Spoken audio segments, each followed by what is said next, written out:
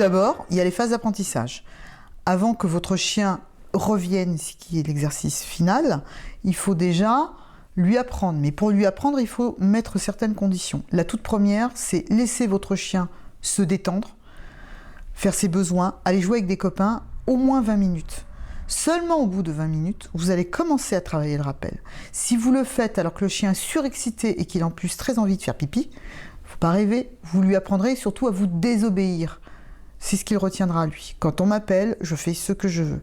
Il ne faut pas que le rappel soit une invitation ou une option. Il faut que ça soit un ordre sur lequel le chien n'a pas à y déroger, quoi qu'il arrive. Spontanément, la plupart des chiots reviennent quand on les appelle jusqu'à peu près 4 mois. 4 mois, 5 mois. Passé ce cap, le chiot a envie de plus en plus de se mesurer à ses congénères. C'est un animal social, il ne faut jamais l'oublier. Et là, le rappel va devenir un petit peu problématique. Ne vous inquiétez pas, il y a de toute façon toujours des phases de régression.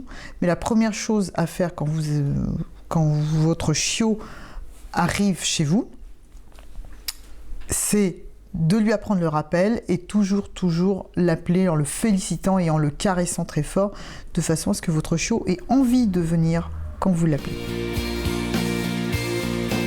Donc l'apprentissage au rappel, vous êtes équipé d'un collier, d'une longe, et il va falloir aspirer le chien vers soi.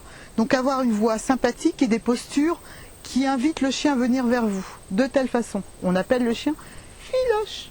Viens ma fille, oui, c'est bien, super. Et l'exercice le plus important, c'est en fait de libérer le chien. C'est ce qui fait tout le rappel. Allez, go!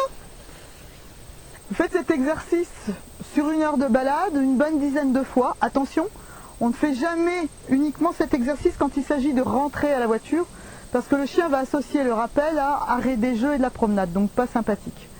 Une fois que votre chien a bien compris, que vous avez remarqué au bout d'au moins 30 fois, à chaque fois que vous l'appelez avec le collier et la longe, que le chien revient, à ce moment-là, on peut commencer à travailler le rappel sans collier et longe, mais toujours d'une voix très sympathique et aidé éventuellement de croquettes ou de balles.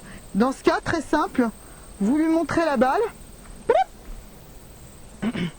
vous lui montrez la balle, ouais, on l'encourage, c'est bien, oui ma fille, et quand elle arrive, hop là, ouais, super, c'est bien ma fille. Et on termine toujours par